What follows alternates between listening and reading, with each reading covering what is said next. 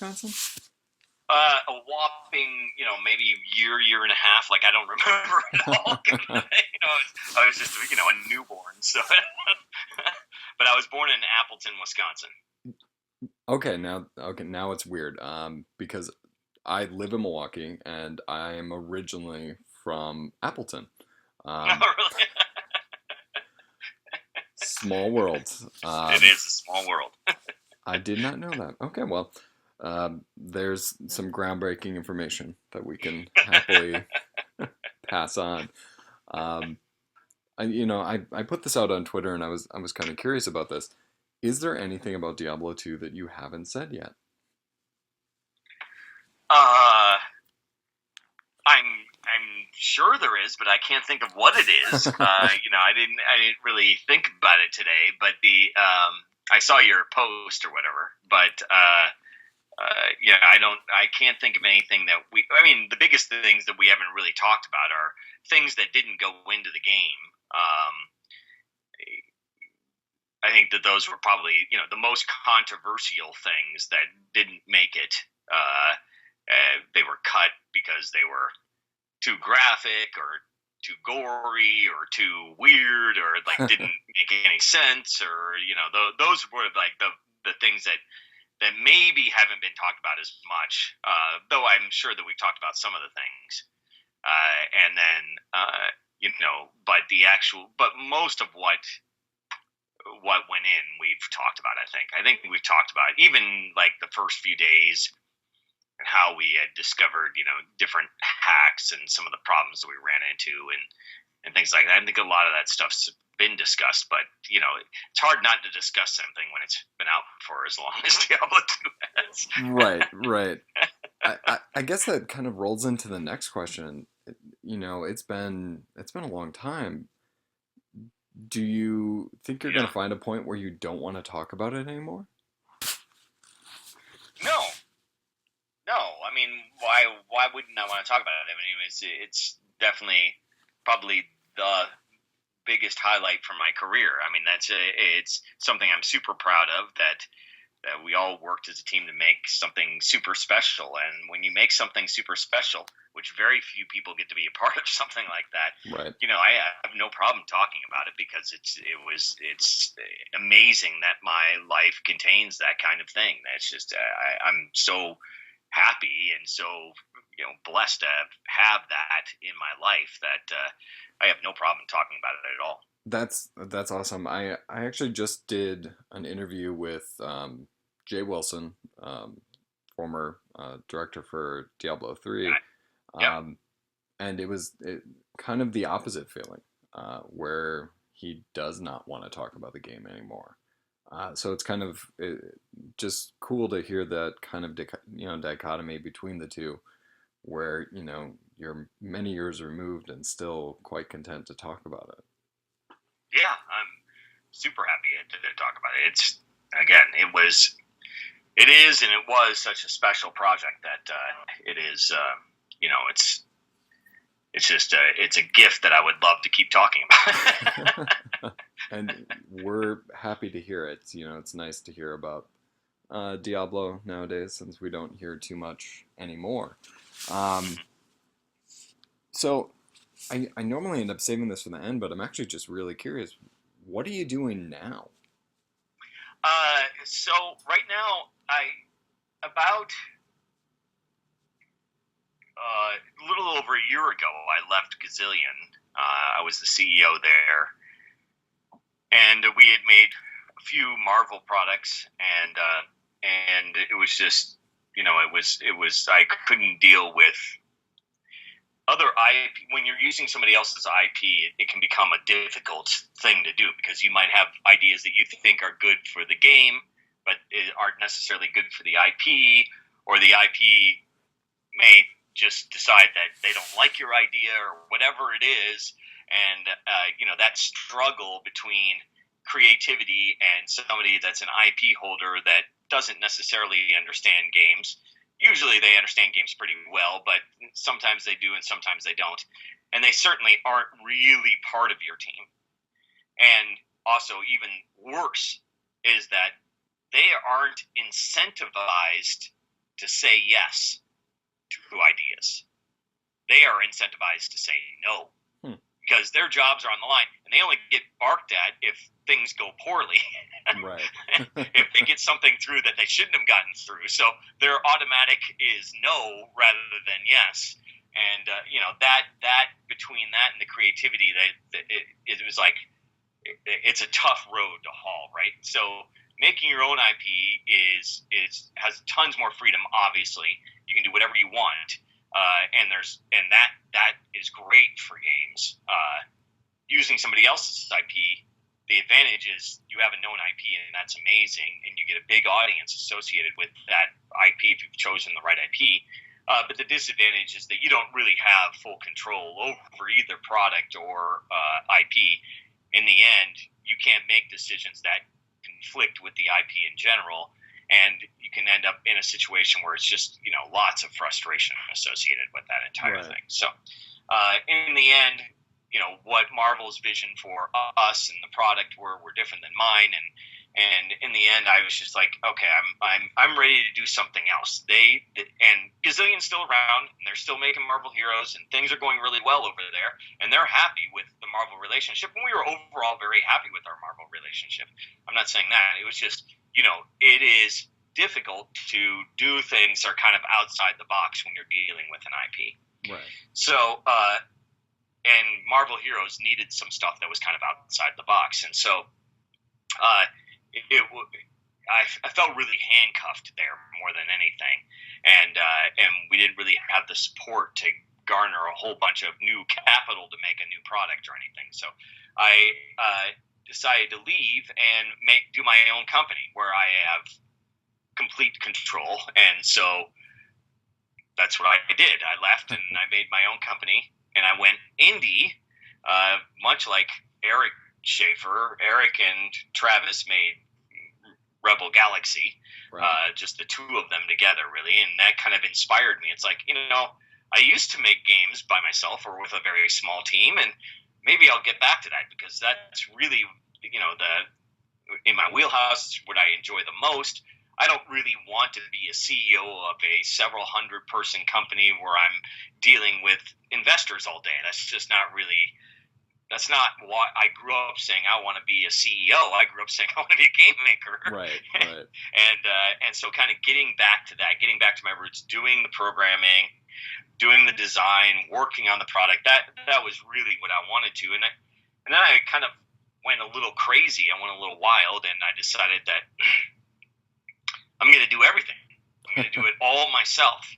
The art, the sound, the music, the programming, the design, everything. It's a one-man show, and that's what I'm working on. I'm working on my own personal little indie game, and I'm having kind of the time of my life. I'm just having such a good time. I'm no exaggerating. I wake up at 3 and 4 in the morning, just so excited to work on the product that I can barely do anything else all day. It's just anyway. I'm having a lot of fun, and I'm really enjoying myself, and the product's coming along really nicely.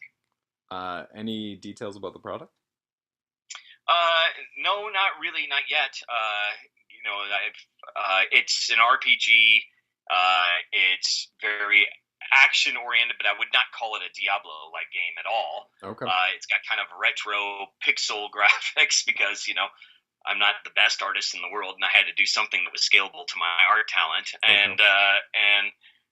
So anyway, it's kind of got a retro feel to it, and it's an RPG, an action-oriented RPG, but very different perspective than Diablo 2, and sprite, and pixel art based, and things like that. So it's very indie feel to the entire thing. Anyway, I'm having a great time. Nice. I mean that definitely sounds awesome, and given your pedigree, I'm sure it'll be great. Um, I hope so. A few people have played it, and I've been trying to get feedback from some people I know and respect, and they all have really enjoyed it so far. So we'll see how it goes. any timeline that you're thinking? I hate to give timelines because it is going to be. I hate saying it's done when it's done, but honestly, it is done when it's done. I'm not in a rush. I'm I'm thinking it'll be this year, but weird things have happened, so I can't guarantee it will be this year. Any particular platforms or? It's going to be PC first, Okay. and then if things go well on the PC, it'll go to other platforms. Nice. Well, that sounds really cool. Um, so shall we shift into Diablo? Sure, absolutely. Um, so in kind of looking back on it, the biggest takeaway for me with Diablo 2 was hardcore mode. And I've Hmm. gotten bits and pieces from other people, but I've never really gotten much of a story. Like, it wasn't present in the original, and then Right. in Diablo 2, it comes out of nowhere. Where did it come from? Well, it didn't really come out of nowhere. The original design for Diablo 1 was nothing but hardcore mode. Okay. That was the original. I mean, originally I wanted it to be permadeath, game. And after a long battle with a lot of people there who were on the other side of the fence, we decided that it was just too devastating to lose all of your stuff or whatever. As the first time that you're going through the game, and it's just like oh my god. So I played like 6 times, and I got to Diablo, and I make some mistake, and I die, and I'm just like, I'm gonna rage quit this game forever. Was really our thinking, and so we didn't put it in the game.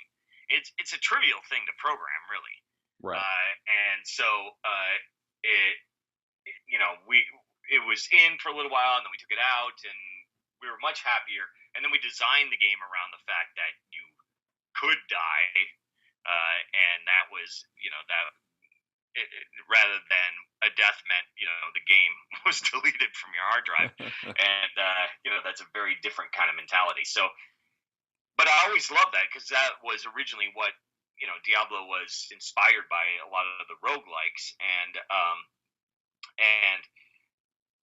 that was one of the aspects of roguelikes that I enjoyed. I mean, I hated it and I loved it. I was obviously devastated when my character that I'd been working on for weeks died, Right. and then the tears were flowing for 20 minutes, and then it was like, okay, I'm ready to start again. And so, I knew that quality for some people was always just right. That was something that a lot of people will enjoy. I don't know a lot of people, but a percentage of the audience will enjoy it, a significant percentage. And so I really wanted that to be in Diablo 1, but we had to pick our battles, and in the end I'd already given up on a bunch of other battles or whatever, so I said, oh, why not? We'll go ahead and give up on this one too, simply because we were trying to garner a bigger audience in a lot of ways, a more approachable game than something that's super hardcore. And in the end, I realized that it would be better for the franchise and for us and for the game for it to be more accessible and for more people to have an opportunity to play it and enjoy it and actually win. Because there are some roguelikes that I still haven't won to this day legitimately, because they're just incredibly difficult and odd things happen and you die, and it's with a fully random game, it's tough to control all the parameters. But we thought about it a lot, and then when Diablo 2 came around, it was, well, how can we put this back in? Because I really want this to be a feature of the game. Right. But let's not make it mandatory. Let's make it an option. And everybody was okay with this. Everybody say, hey, that's a good idea. However, we would like people not to be their first case, because we don't want the kind of, I would say, machoism of the gamer to come into it of like, oh my god, I'm so badass, I'm going to choose nothing but hardcore because I'm hardcore, and then they have a bad experience because they've died a bunch of times without killing Diablo, without actually beating the game and understanding the game, and so eventually we came up with a sort of compromise of, okay, well, you have to beat Diablo in order to make a hardcore character, but once you've done that, then you're able to do that. And so that was kind of our compromise.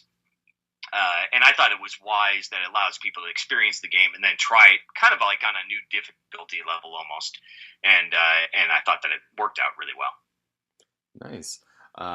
I'd heard bits and pieces. I did an interview with the Schaefers, and they couldn't remember how it came to be. So, kind of being able to put all the pieces together, which is awesome. Um, were there any problems with the implementation? I know with Diablo 3, people dying very quickly on the first couple days, demanding refunds and stuff like that. Any sort of issues in that regard? No, not that I can recall. But internet information was very different back then than it is now. Like, you're going to get inundated with social media and like people whining and like, it's like the hardcore grognards, myself included, would go on the the the the forums and chat or whatever. But that was really the only method of communication. And how many of your whatever hundreds of thousands of people that have bought the product are actually going on the forums Right. to deal with things? It was a very small percentage. So only the most hardcore people were going on the forums. So you didn't really get a realistic picture of what the audience was saying. But now, like any Joe Schmo, they'll pick up a game and they'll blast all over Twitter.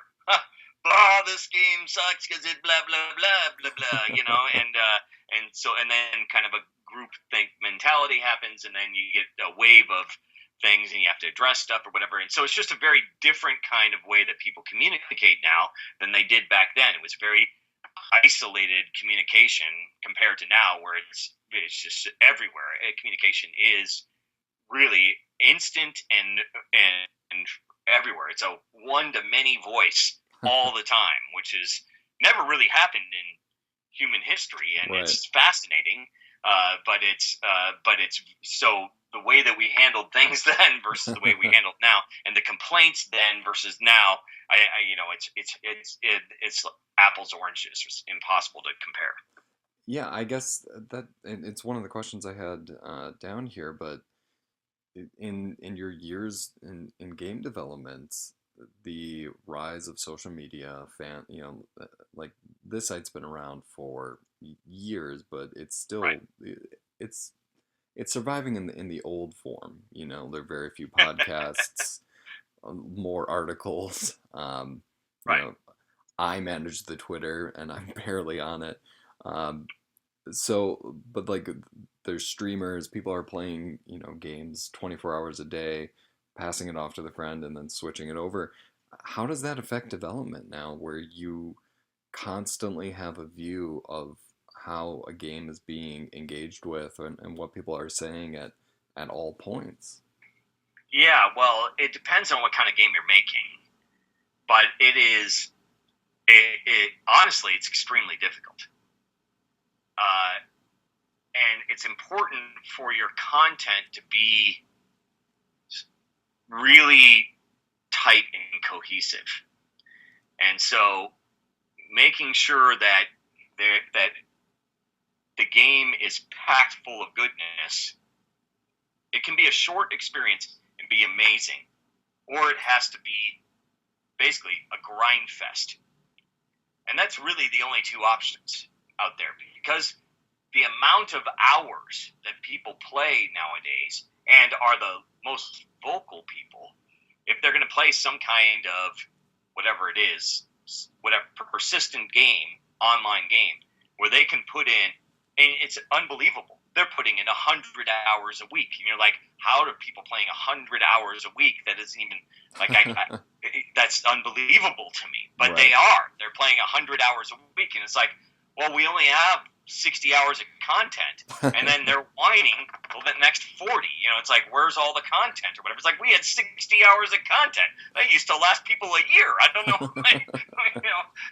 We didn't hear any complaints about 60 hours of content, but people expect the expectations are so high, especially because you have MMOs that have been out for 10, 15, 20 years, and they have just incredible amounts of content, like overwhelming amounts of content, because they've been building on it for 20 years. Right. That you can't compare with these things, and so in a game that is a persistent game that people can play every day, it's really hard to have something that doesn't instantly become kind of a grindy experience because people expect to be able to play something for hundreds and hundreds of hours because other games have that, and you're up against the other games that are persistent and online and working. And I could go play this other, MMO for the next 200 hours, or the next 200 hours, 2 weeks. And you're like, well, okay, I guess, but I can't compete with that. So I think that's really tough to compete in that market these days, and a lot of people are shying away from it, and there's been tons of money invested in it, many failures, very few successes, and so that's a very difficult market to get into.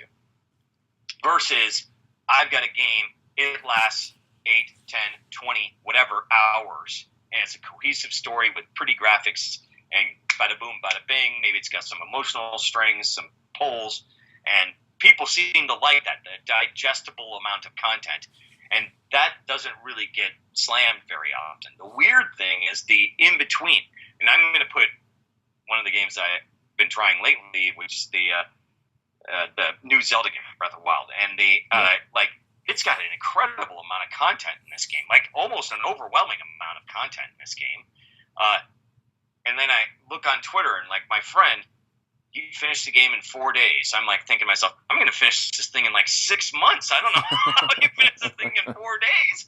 And so it's kind of a weird, a lot of games are kind of in this weird spot where some people finish the thing instantly, and some people take forever to finish it. In the end, I'm not really sure it matters, because as long as people had a really good experience, and yes, it only took them 4 days to finish it, but they're happy with their content. They feel satisfied with their purchase. They're satisfied consumers. They're going to go back and they're going to buy expansions or add-ons or DLC or whatever you're offering them, because they had a satisfactory experience in their mind. For me, I would wait on some of that stuff because I haven't finished the original game.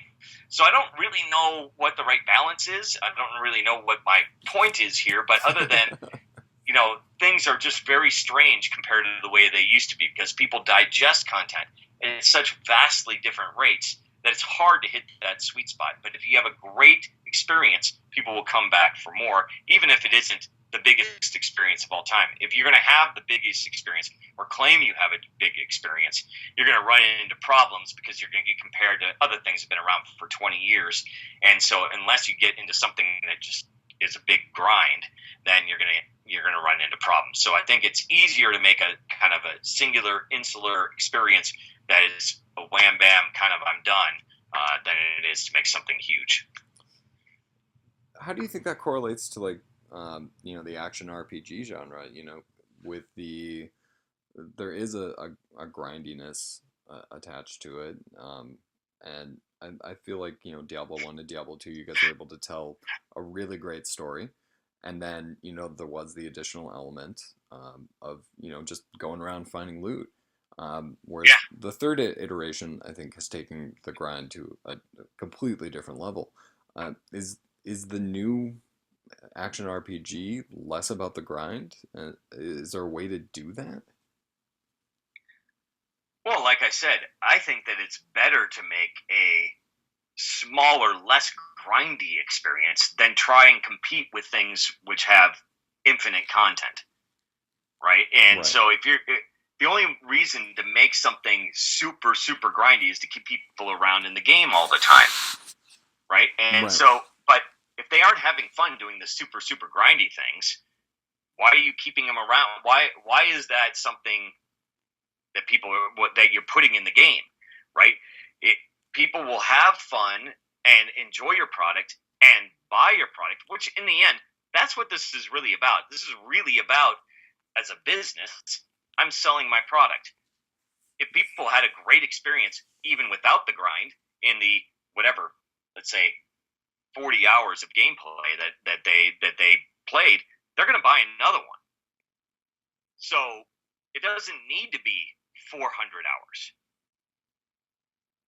because you had that person at Hello that was playing it for 400.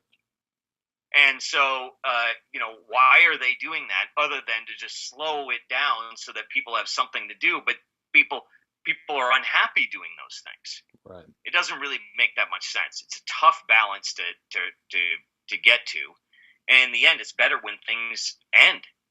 Yeah. And there's a certain amount of time, and it's done, and that's okay. Yeah. I I don't disagree with that. Coming back to Diablo 2 a little bit, they just announced a StarCraft remaster. Yeah. Oh Um, God, I got so much Twitter notices on that. Everybody's like, okay, when they announce the Diablo 2 one, blah blah blah blah, they just assume it's going to happen now. I, It's uh, been rumored for years. Now they're assuming it's happening. how would you feel about it? I feel fine. I mean, they have kind of their work cut out for them because I don't believe that a lot of the assets survived. Uh, so I think that remasters are okay. I mean, they're fine, but you have to be really careful with remasters, and there's this delicate balance. And for instance, uh, the world of Diablo 2 is broken up into tiles. Like just like Diablo 1 was a tile-based game, the tiles were pretty big. Yeah. Uh, and so you move from tile to tile. You could get surrounded by 8 things because there was, but each object or monster took up a tile, and it was, you could only walk on a tile basis and stuff like that. Diablo 2 took that tile world and it broke it each. It was still tile based, but those tiles were broken up into a 5x5 grid. So things were much smaller. It was it was a fine grid, a much finer grid than Diablo 1. And then you had different shapes. Like you were kind of an X shape. Some of the big monsters were kind of circles with a little bit more collision. Some of the tiny ones were just single squares on that 5x5 grid. And so, like the amount of things you could get surrounded by and the directions you could attack and things like that were based on this grid and all that stuff. If you do a remaster, this is going to sound terrible. I'm going to sound like an old fogey here. Kids these days don't understand how games were made back then, right? They were nothing like they're made today. Like everybody is going to just make 3D artwork and put it on a 3D grid, Right. which works, except for it doesn't work. Because the moment that you change the fundamental way that you interact with the game and you move around the world, you're changing the game. Like on a fundamental level that cannot be really comprehended unless you're just a programmer that has done this kind of thing before. Like the amount of time that it takes for you to do the swing animation. It was all sprite based, so the number of frames that it takes and what hit frame it was on is important. It's important to the way the entire game works because the amount of frames it took was shortened by some of the affixes or lengthened, and so like the rate at which you animate and how many frames it is and what frame it is that you're hitting on to translate that into a 3D world and into a 3D polygons and their animation rates and timing that all correctly is no small feat and will inevitably not be perfectly accurate. And so what I'm trying to say here is I think that if they do a Diablo 2 remaster, it's going to be difficult to make it feel exactly like the same game. So they could do it, but they have to go out of their way to ensure that they are simulating the way that the game works in 2D instead of making it 3D. if that makes sense. No, I get it. In some ways, it sounds like they have an unenviable task. They have an audience who wants it, and then Yes. they will create it, and it may not be able to live up to anybody's expectations. Right, unless they were very specific about the way that they did all of the UI and the interactions with your character, and the way you moved around, and the way the world was created, and the way that that you attack and do all of those kind of things. If they get that down, if they get those systems down, so that they translate directly into 3D, but keep the exact timing and flavor of the 2D version, then it'll work. It'll probably look great, and then we can have Diablo 2 for a long time. However, there are a couple small other caveats. First off, screen shapes are different now, Right. and so how just having more screen size on the edges actually changes the gameplay, because you can see things out there that you couldn't see before. And so even something as simple as that will inevitably change the way that the game works, because monsters outside of your visual range were just sitting around. They weren't doing anything, right? So, Right.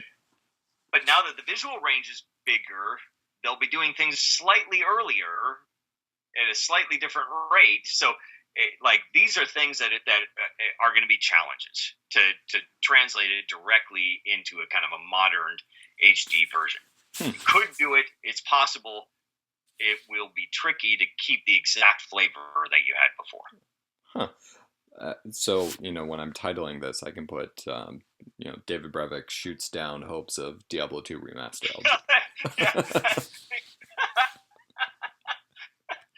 No, yes, you could put that.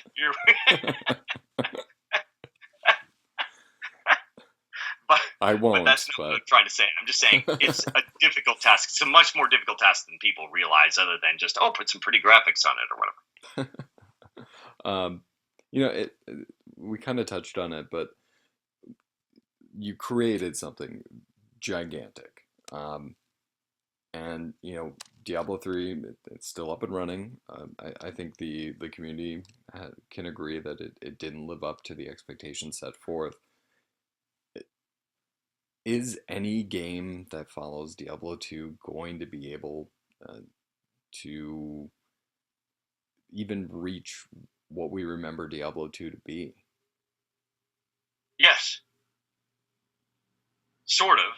I mean, it'll have to be different. It's like, I don't know. Will Pink Floyd ever live down, Dark Side of the Moon? It's like, they had they had The Wall afterwards, and that's a pretty damn good album. So you can do things that are better than you've done before. Will you ever have a better, book than such and such a book, or a better game than such and such a game? Yes, you can do it. It's not easy, right? Especially when something is so famous and so revered, and that makes the bar very, a lot higher. So, can you do it? Yes, it is possible. It has been done. People do make superb content and material after they've made superb content and material in the past. But does it? Will it ever be the same? No. It'll have to be different. That's the only way to succeed at this game. You can't make something that is very similar to the way it was, because people will compare it too directly to that exact thing. So you're going to have some stuff that changes it up a little bit to make it its own thing rather than be directly compared. Is any team that takes up Diablo, and you mentioned it before, with working on an IP that's not yours, at a disadvantage by comparison to when you guys were working on it?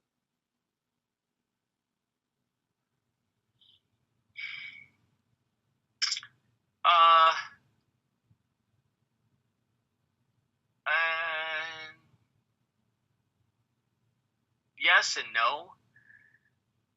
yes, in that they haven't learned the lessons that we learned when we were making Diablo 1 and Diablo 2, and so that knowledge base and that those lessons and rules that we were living by that were kind of the base structure to what we were making are kind of missing. Those that knowledge is gone from that team. But at the same time, maybe that's a good thing. Maybe it's okay that that knowledge is missing, because the only way to make something great is to use that as a basis, the old games as a basis, but do something fresh and different that's more modern. And I mean, being an old man, like, I don't understand Snapchat. I just don't get it, right? Because I'm old, and so, but kids these days, they do,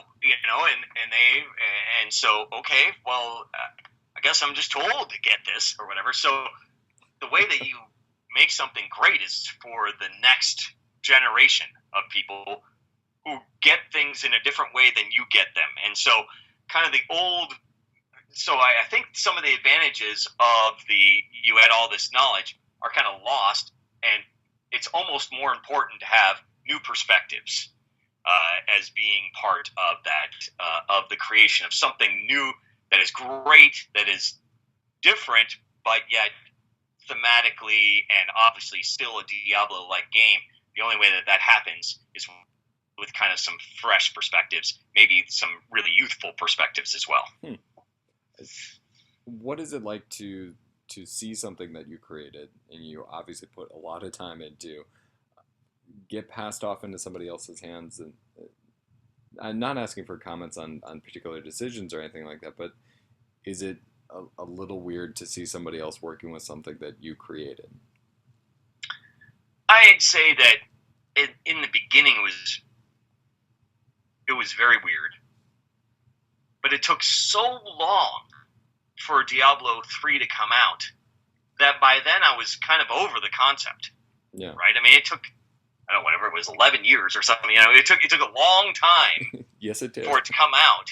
So by that time, I was well over it. Like, I already made a game. I was like on to the, I was doing other things. So they, it was weird at first, especially something that was and still is so dear to my heart. But at the same time, I don't regret my decision that I made. And I think that, as weird as it is, I knew that would be a consequence, that Diablo was not coming with me. Right. And so, is it weird? Yeah, it's a little weird. It was a little awkward at first. I was a little upset at first because it's not exactly what I had in mind for that. And I'm a little bit of a control freak, but I'm not crazy control freak. And so, it was a little strange at first, but then I was able to get over it, right? It was like, okay, I understand that is the decision I made. It's theirs. They can do. I wish them good luck. I hope that it goes well. I really want to see the franchise flourish. I want it to be the best it can be. I want it to be everything it can be for the fans and people that love that franchise. So, go for it. If you need my help, if you want to ask me questions, I'd be happy to help you out in any way. And that was it. Then it's like, I'm here. If you need me, ask away. I'd be happy to answer any questions. But you guys do your thing and make it the best that it can be. And I've just kind of moved on from it. I don't love it. No, I love it a lot. It's such an amazing point of my life and my career that I just enjoy it so much that that it always will be something that is near and dear to my heart. But at the same time, I understand and I've accepted and moved on from the reality that it is not mine to really, be a part of. If Activision was having a fire sale, hypothetically, and would you buy it back? Of course. Okay. So now we'll just get some wishful thinking going. So you've had like every job in the game industry, basically. And you've been around a long time. One of the things I really like getting stories about is the experience being within the game industry, and advice that you would have for anybody who's looking to break into it. Yeah, well, the advice that I give people, and it's a weird bit of advice. I mean, I got a lot of advice for people, but uh, first off, I don't understand the industry now as a new person entering the industry because it's changed so radically since I entered the industry. So I don't really like to give people very much advice about entering the industry because I don't really understand it because it's changed so radically. What the way that I did it versus the way that other people do it now is very different. However, I think that fundamentally, there are a large group of people out there that say, "I want to be a video game maker." I have many students who say that. Yes, and my question to them is, why aren't you? If you want to really do something, go do it. What's stopping you?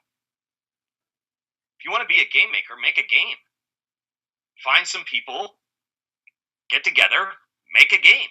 Especially when you're young and you can get some experience, make some contacts, get some friends. Hey, I can't draw.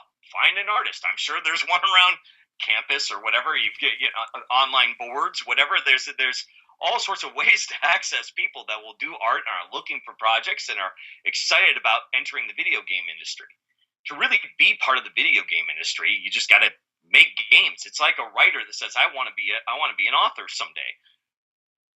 No, you don't. If you wanted to be, you just sit down and you write something, so it's actually just that simple. And so make something, and not just make something, but actually finish the product. And I can't emphasize that enough. Actually finishing a product is the most difficult thing to do, and the most rewarding, and will really solidify you as an actual game maker. And there's no experience like actually making a game and going through the entire process that future employers are super excited about, other than, hey, if you shipped something, because if you ship something, you understand the pain and nightmare that is the actual finishing of a game. And so to actually go through that experience is super valuable. And so if you want to be a game maker, make a game, make it small. Design something that you can do in a short period of time with a couple people, or maybe by yourself, and actually do it and actually finish it. Stick with it. Make sure that you go through all aspects of it. Show it to your friends. Get feedback. Understand what you're doing and making, and actually make a game. And so I think that, like I said, it may not do it very well. It may not sell a lick, but it almost doesn't matter, because what matters is the actual experience of doing that and publishing something and going through the steps to actually make something, and realizing how hard it is and what needs to be done and all the lessons that go with that. If you want to be a writer and you want to write a book, you practice writing book after short story after whatever. You keep practicing, you keep working at it. If you want to be a great musician, you spend endless hours making music and practicing. It's the same thing with games. If you want to be a game maker, spend your time making games and iterating on them and making products, and then the doors will start to open for you, because you will end up catching somebody's eye with something that you've made, and or apply somewhere, and they'll say, "Oh yeah, no, I heard of this, or I saw this, or whatever that you had made," and or you can show them, and they'll, "Oh, you've been through this before. I understand that you have all this experience and knowledge that other people don't." And so I can't emphasize that enough. That it's really important to actually make something, to actually be a game maker, and to and it will really promote your career better than anything else. I'm going to take that small little 5 minutes, and I have like 20 kids who just need to hear that. Because I think that can be applied to not just the game industry, but just a lot of life. You, Yeah, you, life. you If you gotta want to do something, do do it. it. Um, So they'll be hearing that in the next few days, and I'll Right. I'll bring up your resume and I'll explain why this is worth hearing. Um, and I think that's probably a good place to end because that's what you need to be out doing. I've taken up a lot of your time, and I thoroughly appreciate it. Um, you Pleasure. know, it's been very nice. It's been nice talking with you. It's been nice talking with you. And anytime you want to chat, just let me know. I'd be happy to chat more. That would be great. Well, thank you, David. Thank you. And have a good evening. You too.